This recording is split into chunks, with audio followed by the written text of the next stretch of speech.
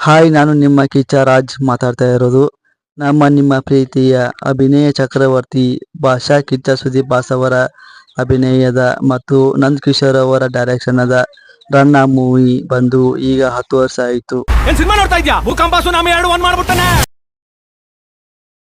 ರನ್ನ movie ಬಂದು 10 ವರ್ಷ ಆಯಿತು. ಆದರೂ ಕೂಡ ಸಾಂಗ್ಸ್ ಕ್ರೇಜ್ ಮಾತ್ರ ಇನ್ನ ಕಡಿಮೆ ಆಗಲ್ಲ.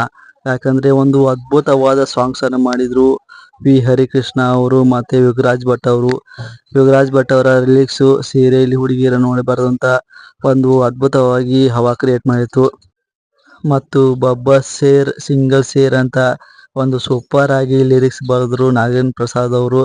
ಮತ್ತೆ ನಮ್ಮ ಕಿಚ್ಚ ಬಾಸ್ ಅವರಿಗೆ ಅದು ತುಂಬಾನೇ ಸೂಟ್ ಆಗಿತ್ತು ಸಾಂಗ್ಸ್. ಯಾಕಂತಂದ್ರೆ ಇದು ಆಲ್ರೆಡಿ ಕಟ್ಔಟ್ ಅಂತ ಒಂದು ಅದ್ಭುತವಾಗಿ ರಿಲೀಸ್ ಬರೆದಿರು ನಾಗೇಂದ್ರ ಪ್ರಸಾದ್ ಅವರು. ಅದು ಸೂಪರ್ ಹಿಟ್ ಆಗಿತ್ತು. ಬಾಯಲ್ಲಿ ಬೆಳ್ಳಿಟ್ಟು ಸೀಟಿ ಹೊಡೆದು ಡ್ಯಾನ್ಸ್ ಮಾಡೋ ತರ ಇತ್ತು ಆ ಸಾಂಗ್ಸು, ಬಬ್ಬರ್ ಸೇರ್ ಸಿಂಗಲ್ ಸೇರ್ ಅಂತ.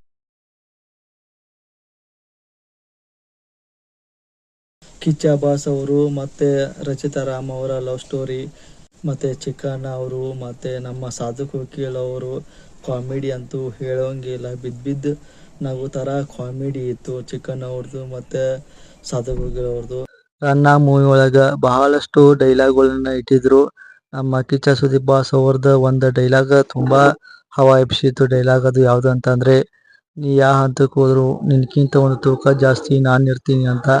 ನೀನ್ ಯಾವ ಹಂತಕ್ಕೆ ಹೋದ್ರು ಅದಕ್ಕಿಂತ ಒಂದು ತೂಕ ಜಾಸ್ತಿ ಒಂದು ತುಂಬಾ ಹವಾ ಕ್ರಿಯೇಟ್ ಮಾಡಿತ್ತು ಆ ಡೈಲಾಗ. ಮತ್ತೆ ಇನ್ನೊಂದು ಡೈಲಾಗ್ ನಮ್ಮ ಉತ್ತರ ಕರ್ನಾಟಕದ ಭಾಷೆಯಲ್ಲಿ ಮಾತಾಡಿದ ಡೈಲಾಗ್ ಒಂದೈತಿ, ಅದು ತುಂಬಾ ಹವಾ ಎಬ್ಸಿತ್ತು ಡೈಲಾಗ.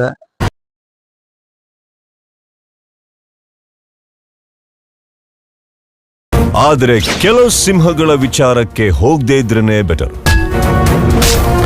ಬೇಟೆ ಆಡೋರೆ ಬೇಟೆ ಆಗೋಗಿದ್ದಾರೆ ವೀರಪ್ಪ ಅವರು. ರನ್ನ ಮೂವಿ ರಿಲೀಸ್ ಆದಾಗ ನಮಗೆ ಒಂದು ವಾರ ಟಿಕೆಟ್ ಸಿಕ್ಕಿರಲಿಲ್ಲ. ಎಲ್ಲಿ ನೋಡ್ತೀಯ ಇಲ್ಲಿ ಜನ, ಮತ್ತೆ ಯಾವ ಥಿಯೇಟರ್ ನೋಡ್ತೀಯ ಇಲ್ಲಿ ಎಲ್ಲ ಹೌಸ್ಫುಲ್. ಥಿಯೇಟರ್ ಮುಂದೆ ಜನಸಾಗರನೇ ತುಂಬಿರ್ತಿತ್ತು.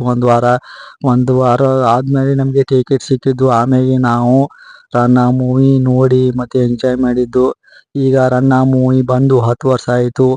ಈಗೂ ನಾವು ಟಿವಿಲಿ ಬಂದ್ರೆ ಮತ್ತೆ ಸಾಂಗ್ಸು ನಾವು ಯಾವೊಂದು ಮಿಸ್ ಮಾಡ್ಕೋದಲ್ಲ. ಯಾಕಂತ ಅಂದ್ರೆ Ranna movie songs super, dialogue super ಇದಾವೆ. ರನ್ನ ಮೂವಿ ಒಂದು ಅದ್ಭುತವಾದ ಸ್ಟೋರಿ ಐತಿ. ಈಗ ಟಿವಿಲಿ ಎಷ್ಟು ಸಲ ಹಾಕಿರು ನಾವು ರನ್ನ ಮೂವಿ ಮಿಸ್ ಮಾಡದೆ ನೋಡ್ತೀವಿ.